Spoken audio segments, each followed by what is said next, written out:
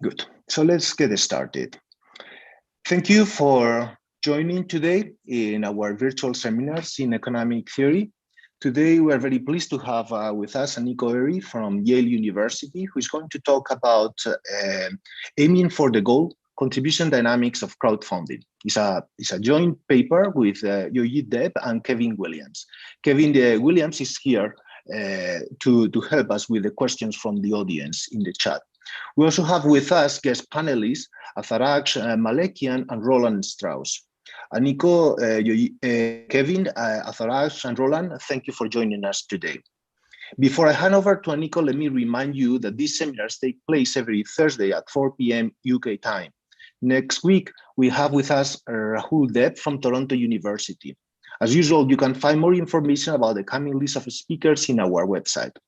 The format of these seminars is as follows: 60-minute presentation, which questions live from panelists, and we encourage the rest of the audience to submit their questions through the chat. And this is going to be followed by 15 minutes for discussion and final questions.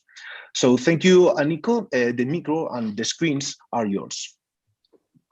Thank you so much, Angel, for having me and for organizing this seminar and for putting together this amazing set of panelists.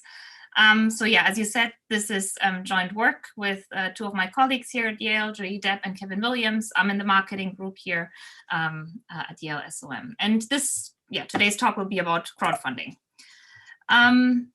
So crowdfunding, in particular, it will be about reward-based crowdfunding, and reward-based crowdfunding is always about a product, and it allows entrepreneurs to access funds to produce this product from a wide base of their customers prior to actually launching the product. So a typical campaign usually describes a product, a price, and a fundraising goal, and a deadline by which the entrepreneur would like to collect that money. And then the typical mechanism on most platforms is that backers only receive the product and pay the price if the goal amount is raised by the deadline. If the goal amount is not raised, then all transactions are void and everybody gets back their money, and the product is not going to get produced. The largest platform is Kickstarter, and that's also where we have our data from. And it was launched in 2009. It's very broad. It has a wide, many categories of project. And the last time I checked, now this morning, it had like $5.9 billion raised in pledges from 20 million people across 203,000 projects. And I will show you a little bit of data in a bit, but it's very broad in terms of the category. And just kind of to remind you, I mean, some of you might have already contributed or bought something on Kickstarter, but like this is how a typical campaign looks like. So usually there's a product description. Here it's United by Blue organic bike bags. This was the first campaign that they ran. So in the United States, there are many coffee shops where they sell these type of organic products as well. And a colleague of mine wrote a case on this company at Wharton, where it's based in Philly, and so that's why we have a little bit more background information about this business. And so you have like here the description, and then a price here. Sometimes there are more buckets. Sometimes it's not just $60 for a bike bag, but sometimes there's 2 bike bags for, I don't know, $110 or something like that. I didn't put that into this slide. But what I want to highlight is, and what we didn't know before we started working on this project, is that there is kind of this option of making a pledge without a reward, which means there are people who just say, okay, I'm going to pledge $1,000 and contribute towards the goal, but not get anything in exchange. And indeed, for this first campaign by United by Blue, the project was short $1,000 at the very close to the deadline. Somebody donated the $1,000 and the $15,000 goal was met. And then United by Blue had many more campaigns afterwards. The second one raised $140,000, the third one $370,000. So there are many different, so the dynamics look very different for the follow-up campaigns. And now, I mean, there are really many stores. So at the last time I checked, it was 698 locations around the world. So it initiated and helped this business to grow. Key takeaway really for the model that I'm going to show you is there are 2 ways to contribute. One is to donate, and the other one is to actually purchase a product. And now, why is it interesting from a theory perspective? Well, it's kind of like, it is a contribution game, but it's not a classic public good in the sense that it is excludable, at least for the buyers, in the sense that you can only consume the product if you actually pledge for it and if you buy the product. And because of that, it's more of a coordination game, and free riding for the buyers is not so important. So it's more, of course, the donors might be free riding, but the buyers need to pledge in order to consume the product. So that's an interesting feature, sorry. And then the second thing is that there are these two types of contributors, buyers and donors, which is also different from the classic models. And indeed, what surprised us is that in the data, we saw that 28% of revenues are really coming. So do I need to click something, or that's fine? No, good. So 28% come from donations in terms of revenue. So donors are really important in this contribution game. And so the idea is here that donors can possibly alleviate this coordination issue that buyers are facing. And the question is, how can they do so? So what we do in this paper is that we analyze this new type of dynamic contribution game with a long-lived, privately informed donor, and then the buyers who are playing this coordination game. And the question that we ask is, well, how does this the interaction dynamically evolve as we learn the realization of how many buyers are arriving and so on. And then we solve for the three equilibria that seem natural to analyze: platform optimal, donor optimal, and buyer optimal equilibria. There are many equilibria because it's a dynamic signaling game. And then the nice thing is, though, that all these equilibria have a very nice and common structure. And so we can derive some testable predictions that we can then also test to a certain extent. And so what we do as a second part is really that we collected and analyzed novel high frequency data from Kickstarter and show, and we can check some predictions of our model and also motivate our model by the data. Now, so that's the main part of the paper, just kind of as an outlook, and I won't talk much about it in this talk today, but this really opens up a bunch of new interesting questions in mechanism design, which we don't really fully address. But one thing, for example, could be how important is it when donors can contribute or actually play? Right now on Kickstarter, you can do it at any point in time. The donor can kind of kick in, and it turns out one result that we show is that it's always better for all players actually who are involved if the donor can continuously contribute versus just at the beginning or just at the end or just at the beginning and the end. Now, another dimension that might be interesting to look at is something like how much information do we want to show to the players? We do a little bit of that in the paper, but we don't really fully analyze it. And I think these are interesting mechanism design questions for future research. One thing that I would like to mention in one last slide of this talk is social learning. There's the main model won't have any social learning, but there are some interesting effects generated by this new game.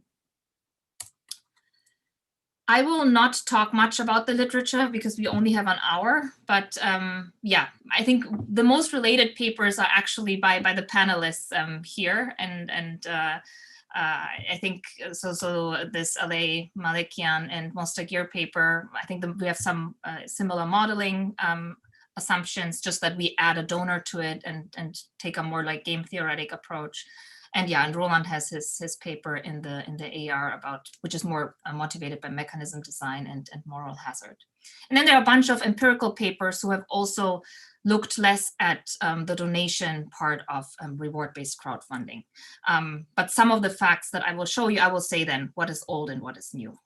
So let me just continue and just tell you what I want to do today in this talk is really to first show you some stylized facts. So maybe, I don't know, less than 10 minutes, I will just show you some facts, maybe 5 minutes, I will show you some facts to motivate the model. Then I will show you the model. Then the main part will really be the equilibrium characterization, how we prove stuff, just the ideas of the proof. Then I will show you a selection of the testable predictions and how we test it. And then I have this one slide on social learning. Any questions? Okay. Oh, I see some familiar faces now. I'm looking at my slides. So. Okay. So now about the data first. So let me give you some stylized facts. So what we did is, so we tracked the campaigns on Kickstarter from March 2017 to September 2018 using a web scraper every 12 hours. So basically we scrape the whole website, and then we see prices, quantities, everything, the product characteristics and so on. We will in the model abstract away from different reward levels. So that's why I'm also not going to show you anything on that level. And so in total, we have about 3.9 million at the campaign level. And yeah, if you have questions about the data part, you should really ask Kevin, because he knows all this much better than I do. So let me just show you some summary statistics here. Just to give you an idea, so most projects last about 30 days. And so sometimes I will also focus just on the projects that last exactly 30 days. You can see like the unsuccessful campaigns usually have a higher goal amount than the successful campaigns. And one thing that I really want to highlight on this slide is 28% comes from donations and revenues. Unsuccessful campaigns seem to have a larger share than the successful campaigns. And then also you might say, okay, maybe different categories. For some categories, donations might not matter at all. It turns out that really across categories, the percentage of donations at the deadline, so once the campaign ends, is over 15%. And these are the biggest 4 categories. For film and video, it's even 40%. For technology, 27%. So a significant amount is coming from donations here. And so these are graphs that have been reported in old empirical papers already, but I show them to you again because they give some insights also why the donation story can really also explain some of these in the end. So on the left side, what you see is a histogram of the revenue divided by the goal. So this means if you exactly reach the goal at the deadline, then, at the end of the campaign, then you're at 1. So these are the ones that just reach the goal. Everything below are the unsuccessful campaigns. Everything above are the successful campaigns. There's actually a very long tail that is chopped off here. And one interesting thing is, well, there's a lot of campaigns that are unsuccessful really reach very, very little of their goal. And so it's exponentially decreasing. There's very little mass. So there are very few projects that reach 70% of their goal or more. And then there's a spike at 1, and again, exponentially decreasing. And then on the right side, we now focus here on campaigns that last exactly 30 days. And this is a histogram of when is the goal amount hit in this lifetime of a campaign. So many complete, like become successful on day 1, and then many become successful just at the deadline. But then there's also a lot of action in the middle, which means there is some dynamics going on. So it's not just everybody's waiting until the end or something like that.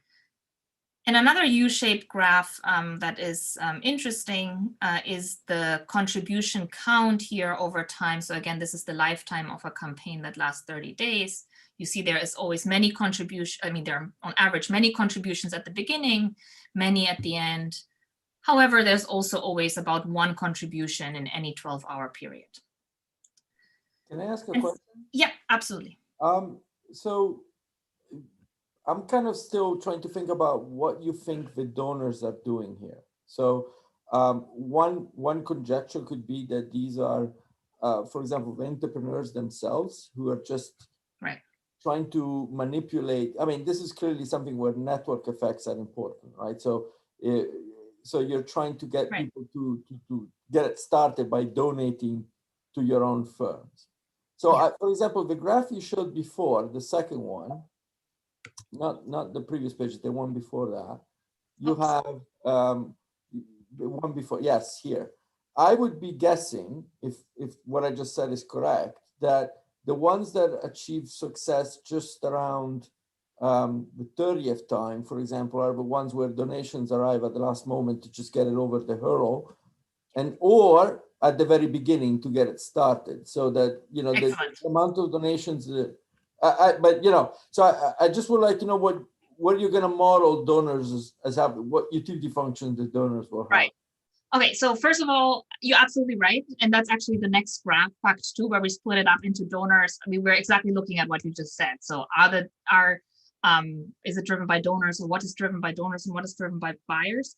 Let me just first answer the very first question, because I think that's something that I'm not going to get to later on, because the payoff function I will also show you. But right, so who are the donors? So anecdotally, we would say it's friends and family, probably many, but also maybe people who care about the cause, because many of these projects have some kind of, I don't know, they're organic, environmentally friendly. United by Blue cares about the ocean, so maybe there are people who want to support them.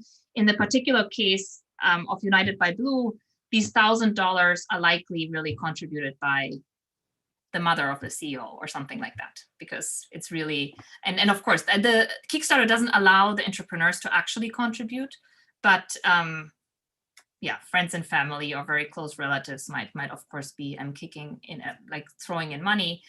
Maybe we can come back to the discussion about how should we model the payoff functions once we come to the model, and then also, I mean, we have to take a stance in the model, obviously, how we model it and how we model the payoff functions, but we also have a good idea of like what happens if let's say the entrepreneur and the donor are the same person to some extent, and I can speak to that, I think, after the equilibrium characterization.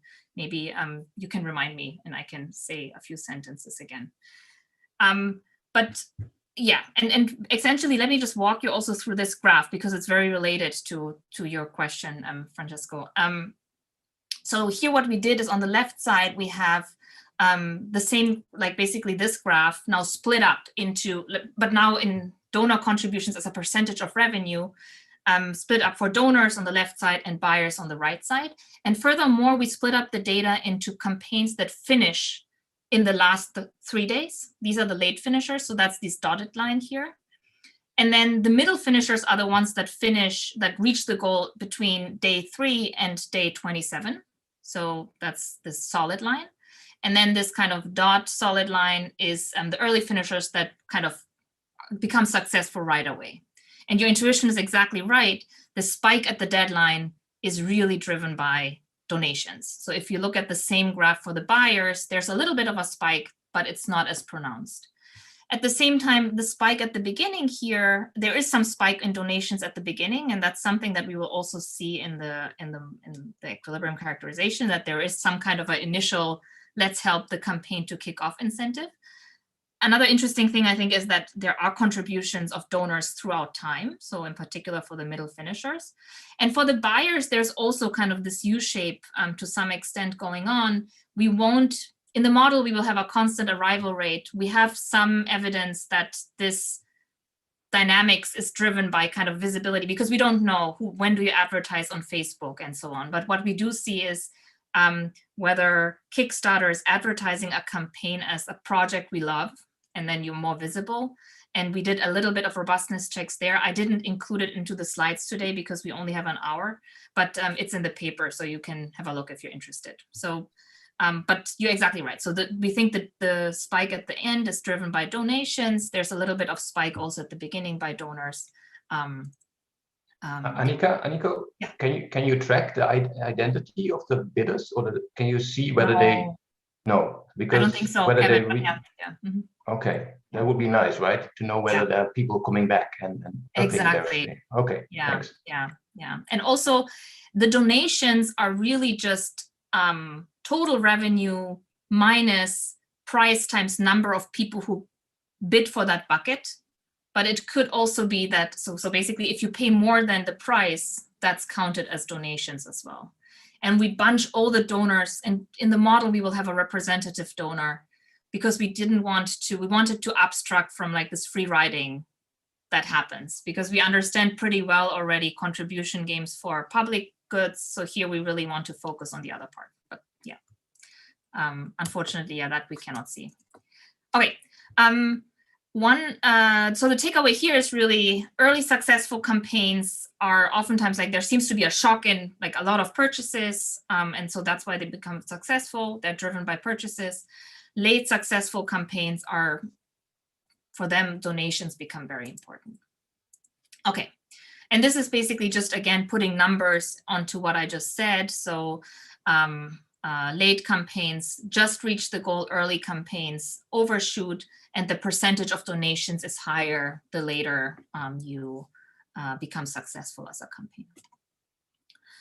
And then the third thing that we checked, this is also kind of to motivate, again, the payoff function of the donor. So I think that's also related to what Francesco was asking, is so here 0 represents the time of success. So the day or the 12-hour period in which the campaign just hits the goal amount. And then the 3 days before and the 3 days after, what is the contribution as a percentage of the goal? And the gray kind of dot dash line is for donations, and basically donations are positive before, but then drop very close to 0 after, once the campaign becomes successful. You can also see it in the difference between the other 2 lines. And there's also a little bit of a drop for buyers, but it doesn't go all the way down to 0. And so that basically motivates us to, in the model, to assume that donors really just care about success of a campaign, but don't have an incentive to contribute once the campaign is successful. So Aniko, why is there any drop in the buyers after the success? So if anything happens, it's like better, right? Yeah, so I think one thing is, right, I mean, you would think, okay, now we know we can just buy it. It's a good question. So I think there might also be a spike at the very beginning that boosts it. I don't know whether, yeah, we had this discussion before, and I'm now. So I have a related question a little bit, because often if the campaign is successful, you can also buy the product later. Right. When it's really developed, right? Yeah. So in an aftermarket. So Right. Do you take, we don't take it into account. Okay. And the thing is also that in the aftermarket, prices usually go up. The whole website changes, even if they keep selling it on Kickstarter. Yeah, we don't account for it. So we're really just analyzing kind of the game in those 30 days before and after. And yeah, it is interesting that once, I mean, the other thing is, I think you have, before you just, like, if you just are close to reaching the goal, you also get more advertising possibly on Kickstarter, you become more visible. So there might be kind of a boost in the days before you actually become successful. But it's a valid and good question, yeah. So here really what, and I will show you a little bit more when I get to the testable predictions, in how far really the donations go to 0 afterwards. But I wanted to show you this graph here because it will be a key assumption in our model. Donors only care about success of a campaign. Thanks. Okay. If there are no other questions, I'm going to move to the model. And basically, I mean, I already basically told you the model because I was emphasizing all the things that will go in. So we're analyzing a game, which we call campaign, which consists of a goal amount G, a deadline big T, and a price of the product small p. And then we have 2 types of players in this game. One is a long-lived donor, and the long-lived donor only cares about the completion of the project. I will show you the exact payoff functions in the next slide. And then there are buyers who are short-lived, and they just arrive according to a Poisson process over time, and the arrival rate is lambda. And the mechanism we will look at is an all or nothing mechanism like on Kickstarter, which says if the goal is reached by time t, so if you have enough funds, then all the transactions take place, buyers get the product, they pay the price.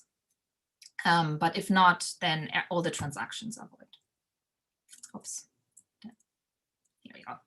And now kind of more formally, so we really analyze the discrete time game where the period length is delta.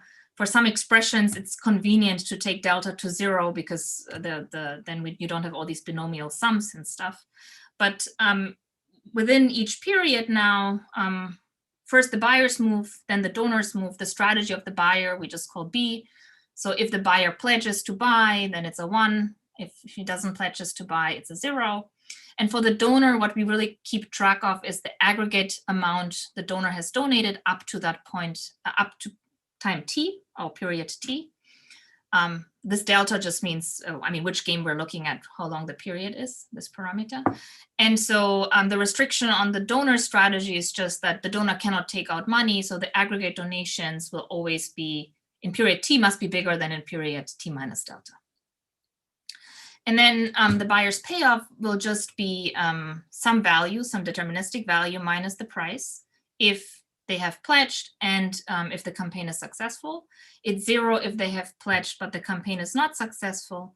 And if the buyers decide not to pledge at all, they get some outside option or they don't have to pay an opportunity cost, which in the baseline model, we assume to be constant and equal to V0.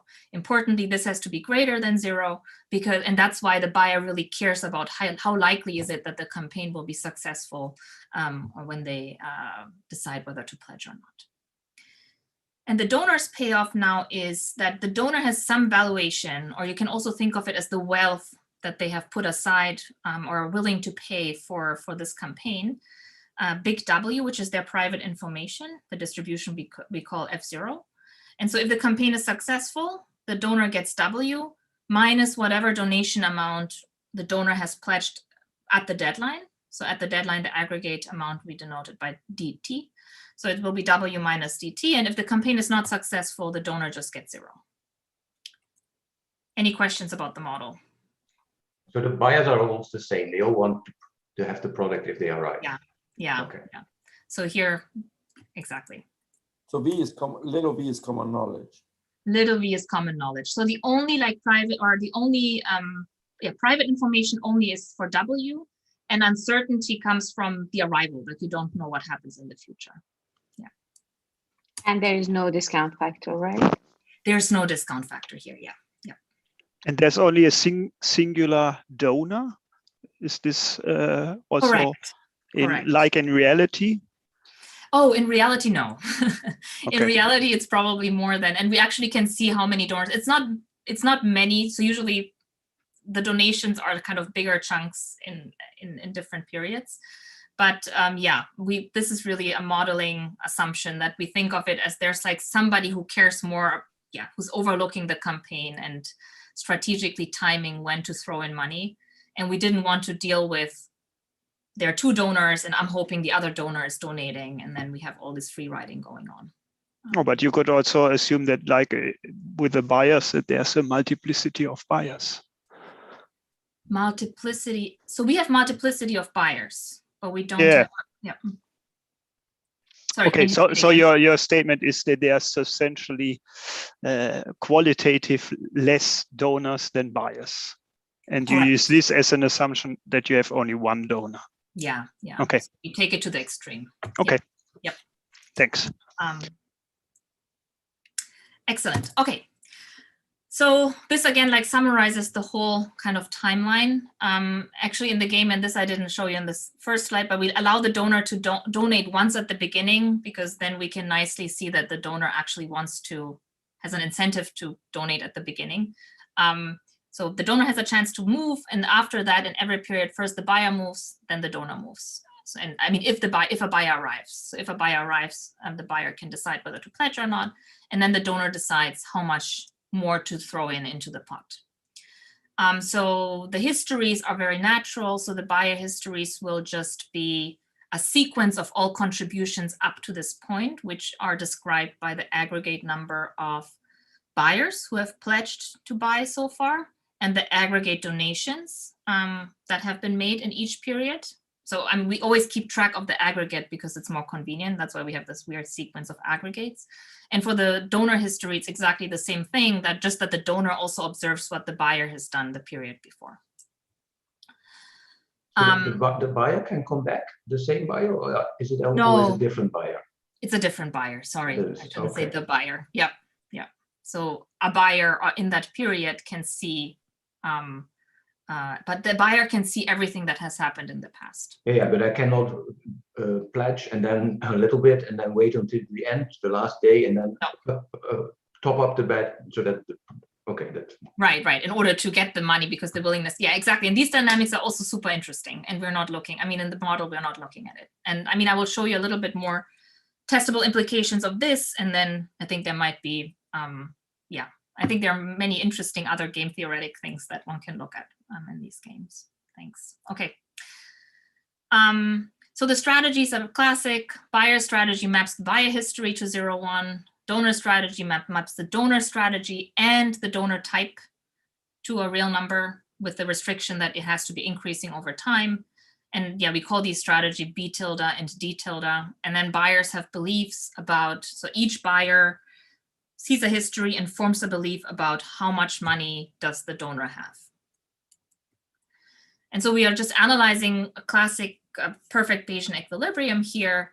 However, when we construct the equilibrium and all the interesting equilibria we show can be sustained by Markov equilibria in the certain sense, in a very strong sense, that all buyer strategy beliefs and the donor strategy are essentially just a function of the state, which is given by the aggregate number of purchases so far, the aggregate donation level, and the time remaining until the deadline.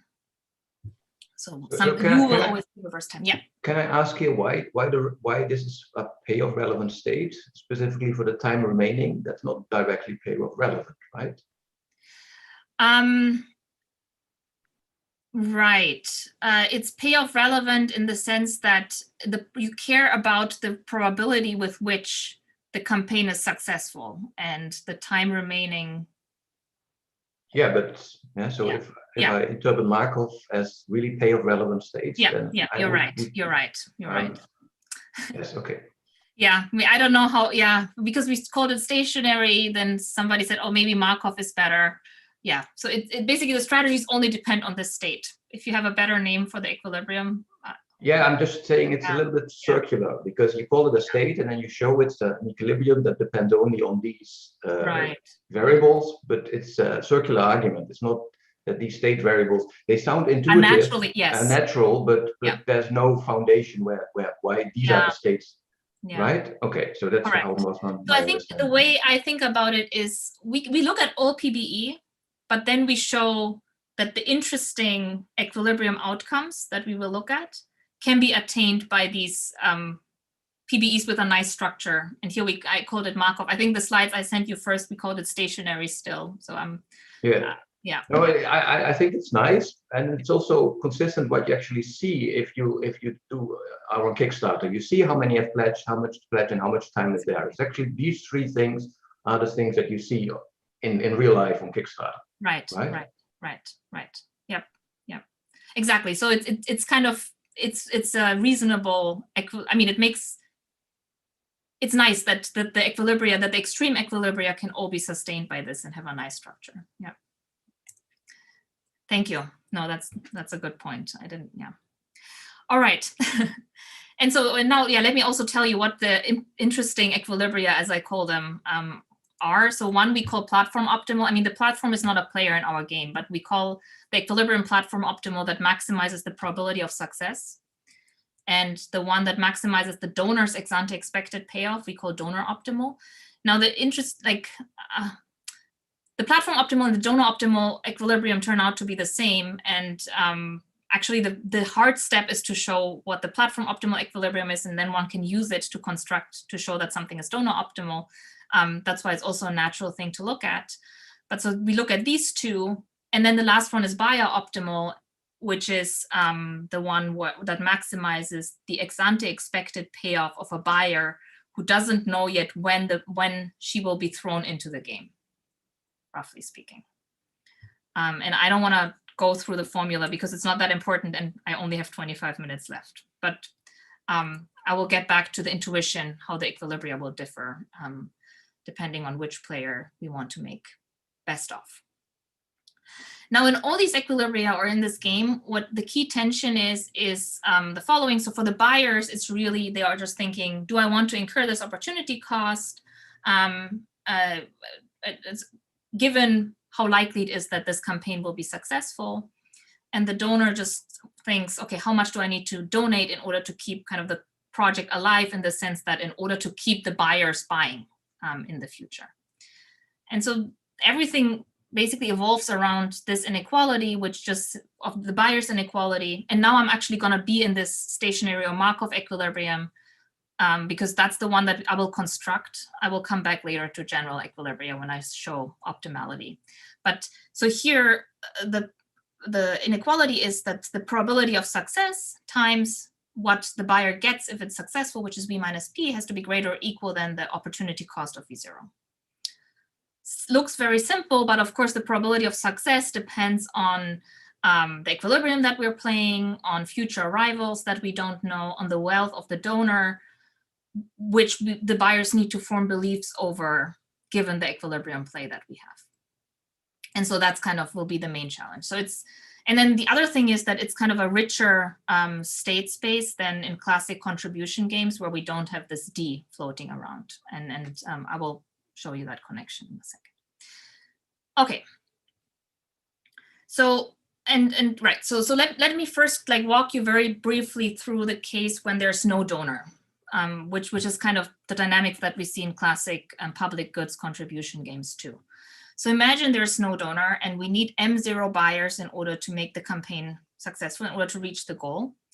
Then given the payoffs that I have specified, the last buyer, so the M0th buyer, if already M0 minus 1 people have arrived, the last buyer knows that if I contribute, then the campaign will be successful for sure.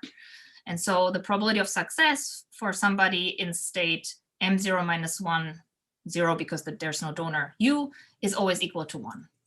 And hence you always want to contribute because we assumed that V minus P is greater than the outside option. Maybe it wasn't actually on the slide, but we need to assume that. And then if you think about the buyer before that, M0 minus first buyer, that buyer has to now think, okay, if I contribute, then one more person has to arrive, but that person will definitely contribute. And so the only thing, the probability of success will be the probability of this next person arriving. In the limit, it's just 1 minus e to the minus lambda u. So just to be clear, so the buyer cannot not donate, so he cannot. Yeah.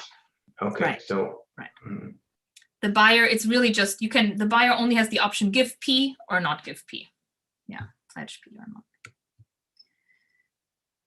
And so now this buyer will then, and then for this buyer, there's basically, if the M0 minus first buyer arrives too late, this number will become too small. So the probability of success will be very small because it's very, I don't know, if you arrive 3 seconds before the deadline, it's very unlikely that somebody else will pledge. So there's essentially a cutoff time, which we denote by psi 2 because it's the second but last buyer, by which, so the second but last buyer must arrive so that the buyer still wants to contribute, so that the probability of success is greater or equal than the opportunity cost divided by V minus P. And so these cutoffs will play an important role. So we will have then, I mean, you can recursively calculate it for the J but last person. And so you can do an induction in this number of people that are still needed in order to make the campaign successful. And kind of solve everything by backward induction. So that's what happens if there's no donor. Now with a donor, now we need to also keep track of donations, but it turns out there's a pretty elegant way of doing it. If we look at the number of people needed given the current donation level. So if we're in a state where currently aggregate donations are big D, then instead of M0, we're looking at goal amount minus whatever donations have already been made divided by P. So this is the number of buyers we will need in total if no additional donations are being made. And the induction will now be in that number that we need if no additional donations are being made, minus the number of buyers who have contributed already. And so now this is the J. Instead of M0 minus the number of people who have contributed already, it's now M lower bar of D of the number of people who have contributed already. And so the idea of the proof is very, very similar. But you can see, of course, there's signaling going on top of it, so things will become a little bit more complicated. And so there's an additional nice feature that all these equilibria, or that the equilibria that we will look at satisfies, and which attains kind of these optimal outcomes for the platform, the buyer, and the donor. And in particular, this structure is that the donors are playing a pooling threshold strategy in the following sense. So a pooling threshold strategy is one where the donor is always just trying to make sure there is D star in donations, so a certain threshold of donations. So, and this threshold will depend on how many people have purchased already and how much time is remaining. And so this D star of NU is moving, of course, over time, because as soon as somebody pledges, a buyer pledges, it will jump down, actually. Yeah. And so the donor pooling threshold strategy of a donor has the structure that the donor always just makes sure that this threshold is met, as long as the donor can afford it, as long as the wealth of the donor is bigger than D star. And so we will construct equilibria with pooling threshold strategy of the donor that are kind of Markovian or stationary in the sense that I showed you. And now the interesting thing is that for the platform optimal and the donor optimal equilibrium, there's a different threshold than for the buyer optimal equilibrium. Otherwise, they look essentially exactly the same. The only difference are these thresholds. And the threshold for the platform optimal equilibrium is as optimistic as possible in the sense that the donor needs to meet a very low threshold. So D lower bar is the lowest threshold possible for an equilibrium. And for the buyer optimal equilibrium, the buyers are maximally pessimistic. So the threshold is maximally high. And intuitively, really, the platform wants to convince buyers to, the platform and the donor want the buyers to be very optimistic that it's successful, because then they keep pledging.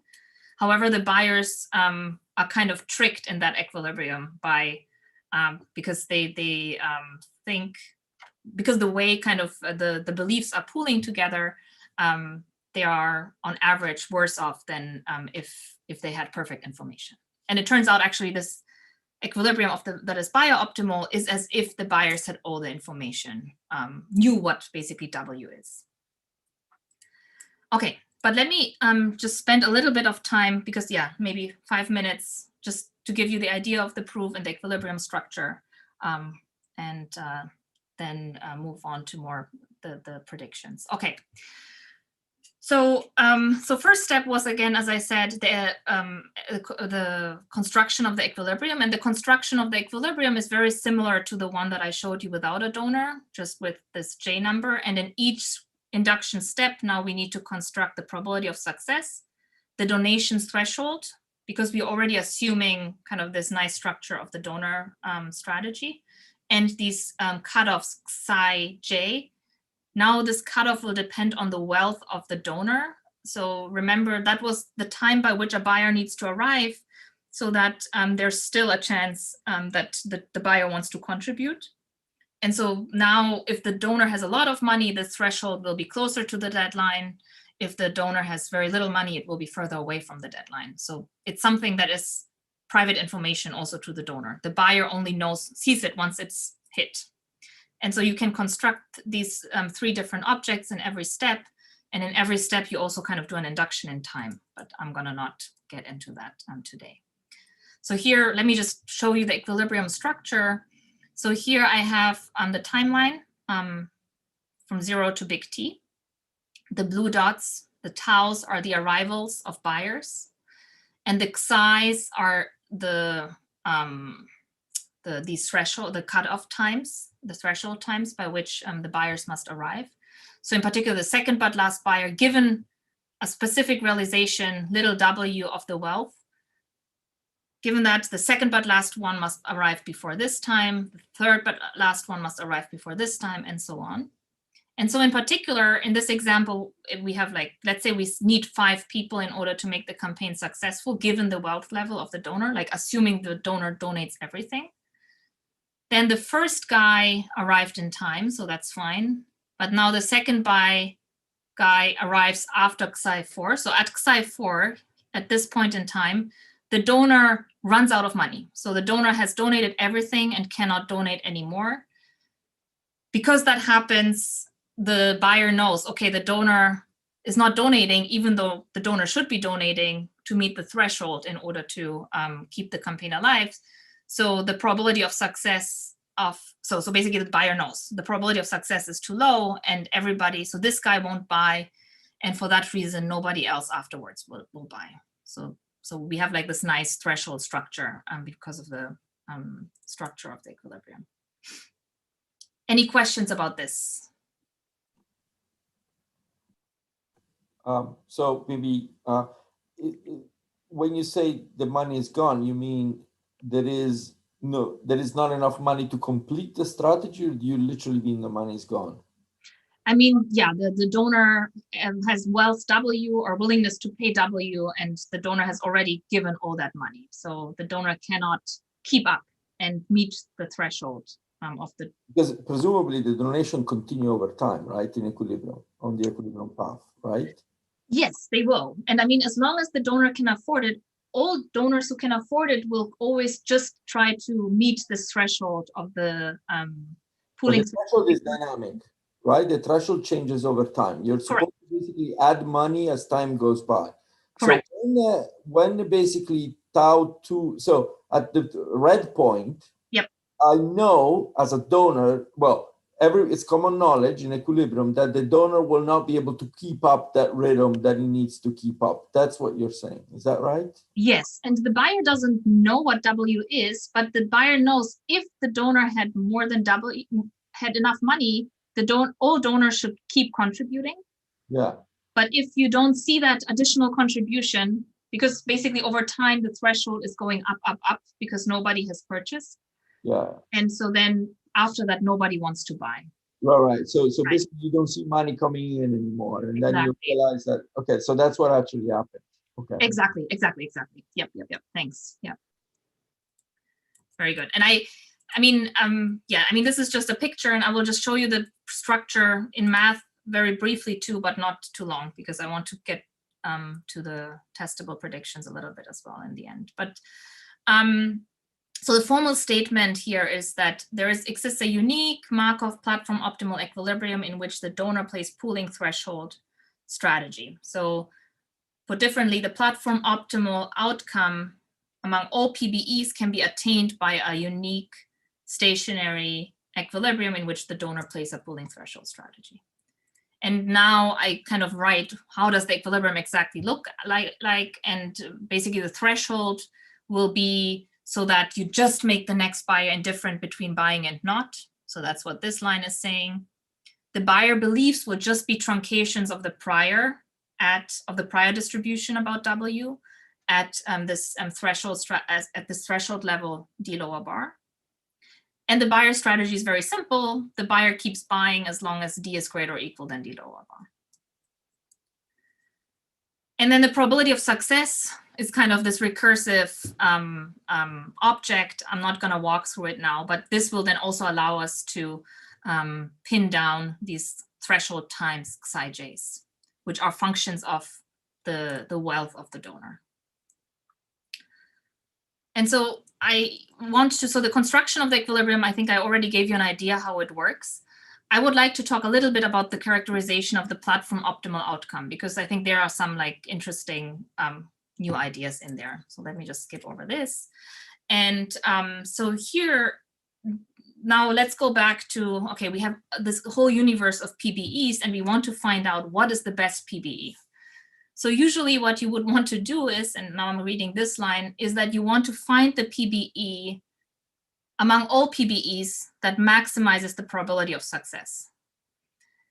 Now, the first step of simplification that we do is to realize, okay, the platform really doesn't care about the donation levels. So let's just ignore donation levels. And instead of keeping track of that, let's just keep track of whether a donation is incentivizing the next buyer to buy or not. And doing that, so now we don't keep track of donation level, but just of a 1-0 variable. Will the next buyer buy at this donation level or not?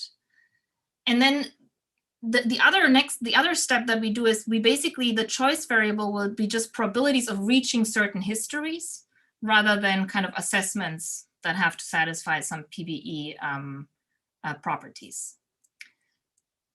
Okay, and then of course, and the formulation of the problem is really the key step, and then we need to solve it and show that it's attained by the equilibrium that I just showed you. So I will skip over these, but I just want to give you a flavor of what this relaxed problem looks like. So let me just be a little bit more formal here. And so as I said, let's take a particular assessment, buyer strategy, donor strategy, and beliefs. Given that assessment, now let's look at an arbitrary buyer history, which is just a sequence of contributions and aggregate donations, and map it using this assessment to a reduced history, which is just a sequence of aggregate number of purchases and whether this donation under this belief system and assessment, whether this donation would make the next buyer if the buyer arrived buy or not. So this will be a 0 or a 1.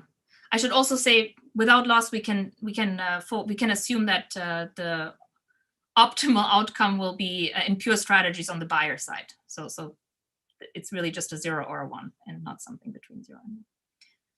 So put differently, basically we're writing, so the reduced history will be aggregate number of people and then buyer strategy and plugged in the buyer history in the moment before, in the period before. And so why is this cool? Well, now if you look at these reduced histories, we can think of kind of the stochastic process that describes like with what probability do I reach those reduced histories? Because remember that every assessment defines a probability measure on the histories. And so it also defines a probability measure on the reduced histories. And we call basically the probability that with which a reduced history of the buyer is reached kappa, and the probability with which a reduced history of the donor is reached, which is basically has an additional object because we know the donor knows what the buyer has done in this period. We know this probability by P. And now the choice variable will just be these probabilities kappa rather than the whole assessment. And that will make it much easier. So basically this probability describes, it's almost as if we're choosing beliefs of buyers of reaching certain histories in the future and now.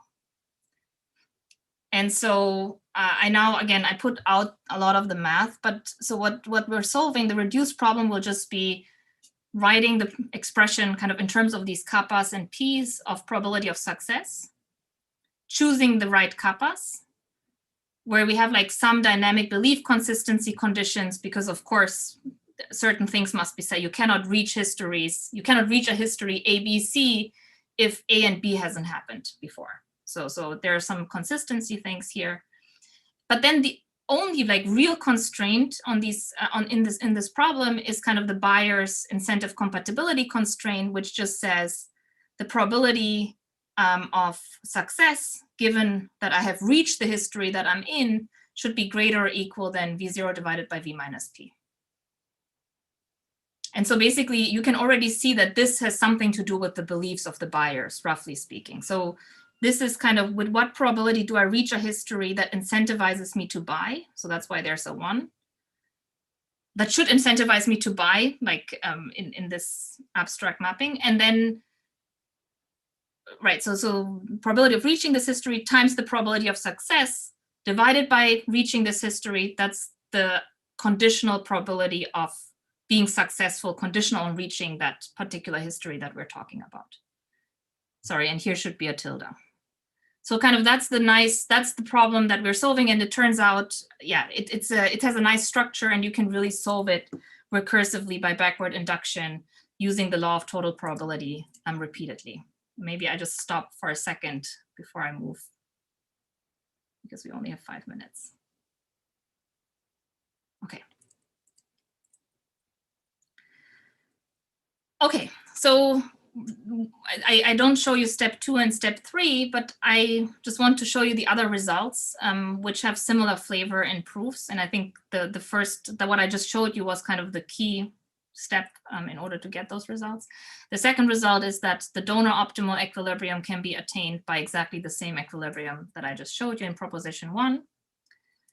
And the buyer optimal equilibrium, now the third proposition is essentially that the buyer optimal equilibrium can be attained also by like these pooling threshold strategies of donors and Markov equilibria. However, now you have a different threshold.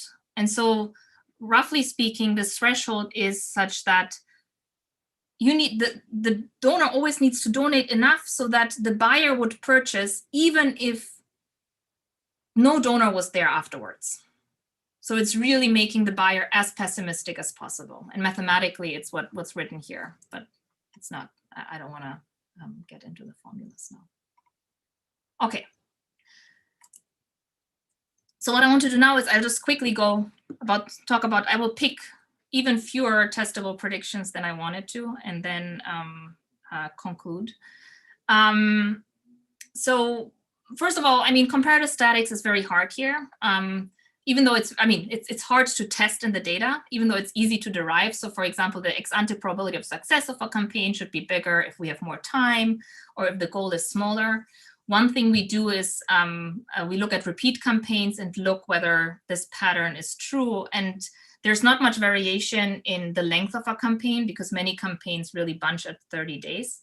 But what we see is if a campaign was unsuccessful and then relaunched exactly the same way, but with a lower goal, then it was more likely to be successful and significantly so. So, if it was more successful, if it was successful the second time, then the goal was lower, 61% lower, and it's statistically significant. Okay. Let me actually skip over this and just, I want to talk about this property here. So the first one, I already told you that like after success, the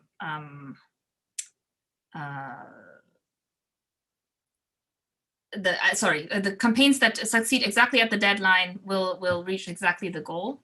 So basically, you won't raise more than the goal amount.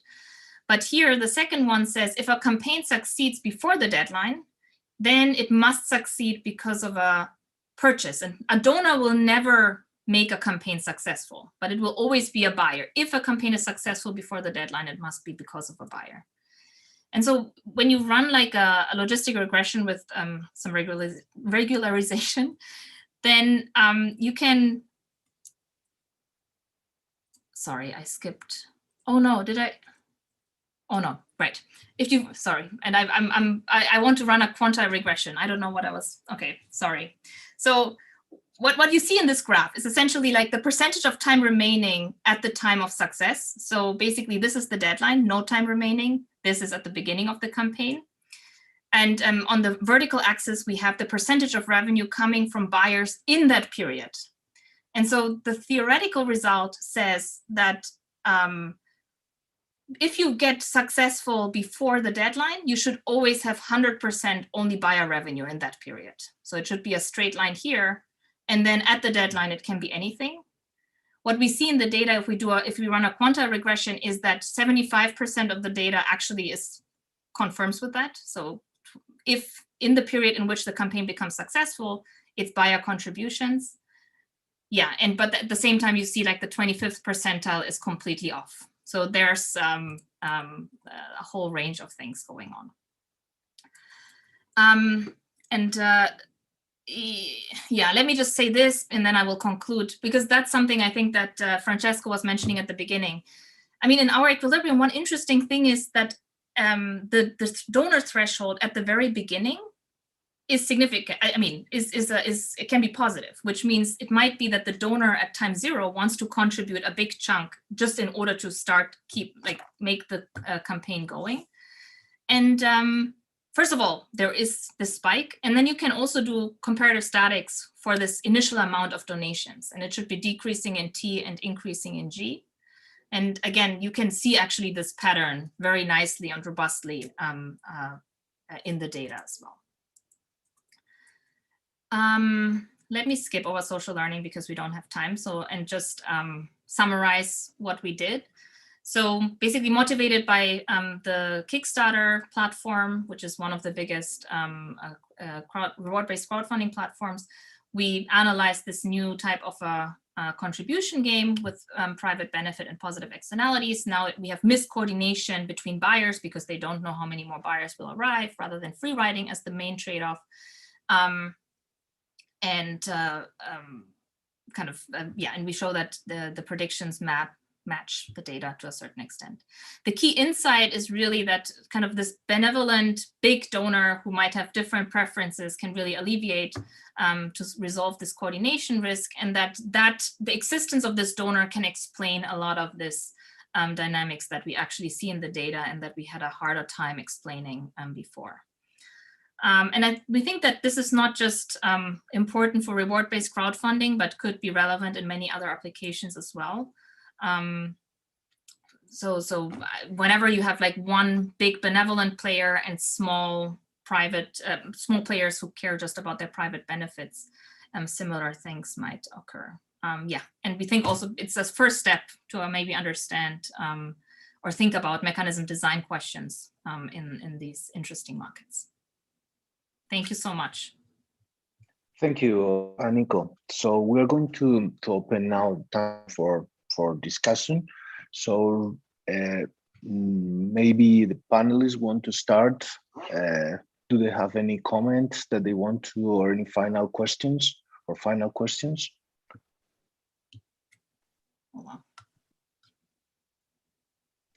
Roland? Okay, I can start. So I was a little bit confused about the uniqueness of the equilibrium. So, but now I understand there are many perfect Bayesian equilibria, right? Correct. Because you have a signaling game and a lot of things can happen. Correct. Yes, and you focus on a particular one that's best for the platform. Okay, so and this multiplicity of equilibria just depends on W, there being private information about W. So the multiplicity only depends on, yes. So suppose W would be common knowledge. Yep. Yeah, then you have one equilibrium. Then correct, because then basically you have the same equilibrium when there's no donor, just that you have G minus W to start with. Okay. Yeah. And why is it especially interesting that the W, there's private information about W? I mean, I can have a lot of private information put in here on all kinds of things, right? And you put it on W. So what's the motivation for that? So I guess one motivation is that, I mean, you could either the buyer is somehow behavioral or doesn't expect the donor to be there or something, but otherwise the donor really should always, if there was full information, perfect information about W, the donor would always want to wait until the deadline and just kind of, I mean, given the preferences and the way we think about the incentives of the donor, that the donor cares about success of the campaign.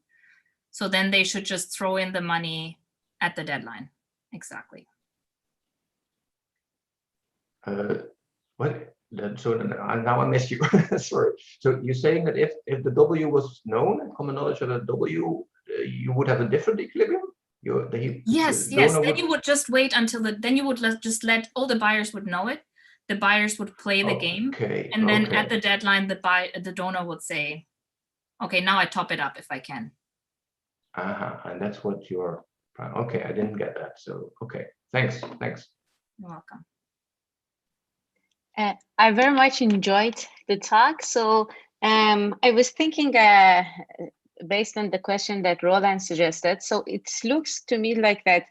Like adding this donor, it's like that the designer of the goal, like the campaign owner, can think that, okay, I can adjust my goal and put some of it as a donor. So like you can split yourself as a donor and then the goal, right? So you can design how much of it could be your wealth that act as a donor and how much will be the goal. So did you think how optimally, so suppose that, for example, for a campaign, like you need, like, for example, G prime.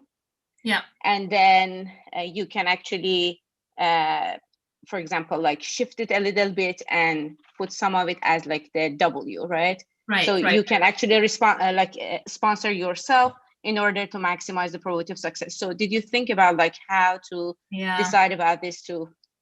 I think that's an excellent question. And I think one cool thing is really this uncertain for the platform. It's good that buyers don't know what W is, because only that way they can manipulate the beliefs so that buyers think, oh, maybe I can win. Maybe it will work. So to answer your question, I think the only thing that I can say is it's definitely not optimal for the donor, for the entrepreneur, if the entrepreneur was playing this game, to just put in all the money and let everybody know I don't have anything else to contribute. That this uncertainty is what kind of helps the platform, and the less uncertainty there is, the less revenue we will make as a platform. Yeah. And then one more thing. So you have this P that is the pledge amount, right? So like suppose that you are a musician, you have some cost for example, building a new album. And then, so you are putting this pledge amount that for different people you're charging. So basically it is after you have the album, it's costless, right? To like give the copy to the people, right? So however, that P affects like the probability of pledge, right? Yeah, so it's super interesting. So do you know like how in general how they decide about the P given the costs that they have, for example? I mean, this is it's an interesting question. I don't know whether Kevin knows something about it, but exactly. Designing, I mean, there's definitely a trade-off. Like, do I want to set a high price and then I need fewer people, or low price and then I need more people, but more people might buy? I don't think we know anything about it. Yeah. And the one, Kevin, No, I was just going to say the pessimistic non-economist approach that these sellers probably don't know much at all. And so they found some manufacturer who's willing to purchase or produce 100 units at X. And then the seller campaign designer is like, oh, I should charge X, or maybe X plus 15 or X plus 20. And that's, I imagine that impacts a lot of what we see. And then one more question that I had is that like something that is actually I heard a lot is about the word of mouth and the campaign designed by the Kickstarter, the platform, not even just that campaign. So the way that they are showing different campaigns to the people affects a lot, like how much donations they got, right? So did you like, do you have, so you had social learning, but I think your social learning was different than the word of mouth. It was about the quality, right? Yeah, it was about quality, and just like based on like whether somebody pledged or not. Like if more people pledge, I'm more optimistic about the quality of the product type of social learning. But I think what you're saying is exactly right. And I mean, I had like, because we talked to Kickstarter, and I had Tim also as a guest lecturer in my MBA class last semester, and it was quite interesting. Yeah, they think they only start now to think about more strategic stuff. I feel like when we've talked to them first time, they were completely clueless. I mean, they were basically like, yeah, we just like, we care about creative ideas. So we encourage our employees to contribute, and we encourage everybody to contribute because we care about innovation or something. But it was very, which is interesting. But I think they're trying to be more data driven and strategic. Sorry, did that answer your question? I don't know whether. Yes, it answered. Yes. Okay. Thanks. Thank you. I very much enjoyed your talk. Thank you. Thanks for your comments. Thank you. Any question from the audience? Let me actually unshare so that. Anybody? I can ask a question if nobody. Hi, Aniko. I think this is really interesting, and I'm gonna preface my question by saying that probably sounds like before asking this question, I should have read Roland's paper, because it sounds like you might have. You should read his paper. No, because I'm trying to think about the whole crowdfunding thing as a notion to begin with. Okay. Yeah. And what is it for? Why do we use this mechanism? And one of the things, first answer that comes to my mind is because we don't know what demand is. Yeah. So we use this as a demand elicitation device. Right. And it's not clear to me that this is the obvious mechanism. For example, certain features of it, so the deadline feature of it. Right. I suppose there has to be a deadline, but why does it have to be rigid? As you know, there's this either you get it or you don't aspect to it. So I'm saying these things, and maybe Roland's papers answered most of these questions. That's why I'm being a bit. But I was thinking about, you're saying, should we couch this in terms of mechanism design? And that's exactly the way I would approach it, as a more general problem of what is demand for, I mean, do I have this product? Is there enough demand for this product and I need to know this, because if there is, I'll invest. If there isn't, I won't invest. And, the donor component could be the amount of money that I'm willing to put in to maybe wait, tie things up until I have enough. So the Kickstarter bit is kind of a sampling phase where you try to figure out what, and then you get a sense and so on. Is that the way you people are thinking of this, or is it, because that's something that I would find interesting? And Roland, first let you talk about the deadline thing, and then I have some thoughts about like more generally what Kickstarter is good for, because it was interesting to me. Yeah, let me just say that Aniko's model is completely different from mine. So mine has demand uncertainty. Her hasn't. Mine has moral hazard problems. Yeah, she hasn't got them. Yeah. So I think it's completely orthogonal questions. She's focusing on this coordination issue of some donor who has maybe some warm glow from donating. But maybe one can also interpret the donor. So what I understand now, that a lot of venture capitalists actually require entrepreneurs to do a kind of kickstarting phase. And whether you can interpret the donors in some way as these venture capitalists who then say, oh, if it runs well, I'll put up money. Is there any way you can interpret these donors like this? That's actually interesting. I mean, I don't know what fraction, Kevin, do you know if venture capital, like, I've never heard Kickstarter say anything about that, but yeah, so they do. They say if they have numbers on how many campaigns fail and still get money from venture capitalists. Right. Yeah, so even if you fail, if you do well enough, you still get money from a donor, a venture capitalist. And so I was thinking a little bit in that direction. Right. It doesn't fit. I don't know how it fits. The game, right? It's like this is, you failed already, and then. But in my story where there's demand uncertainty, at least you showed there is enough. There is demand. Yeah, right. It's not completely a failure. You almost made it. Yeah, and then. Yeah. I think so. Yeah. I think there are actually many things going on, and I think one thing is really like marketing research, also kind of learning about the demand. What do people like? Getting those comments and some feedback. Also, as you said, like learning, is there demand at all? So this can, but sometimes also they redesign the campaigns, I think. So for example, on Indiegogo, even like Bose or like huge companies actually launch projects, I think, just for marketing research purposes. Another thing is, of course, some smaller companies. So one interesting thing that the Kickstarter guy was saying is, oh, we're really the best platform to buy hot sauce or something. So if you want to bring out a new hot sauce product, you should sell it on Kickstarter because that consumers know it. And so I think it's also a selling platform to a certain extent for some. So incentives of entrepreneurs are probably very different.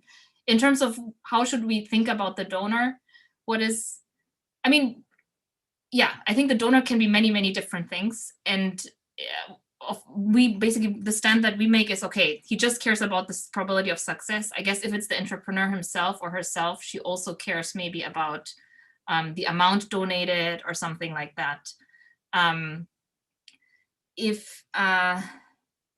The cool thing about the equilibrium, I think, is that it wouldn't change. You don't want to deviate, even if you have that incentive, given the equilibrium that we're characterizing.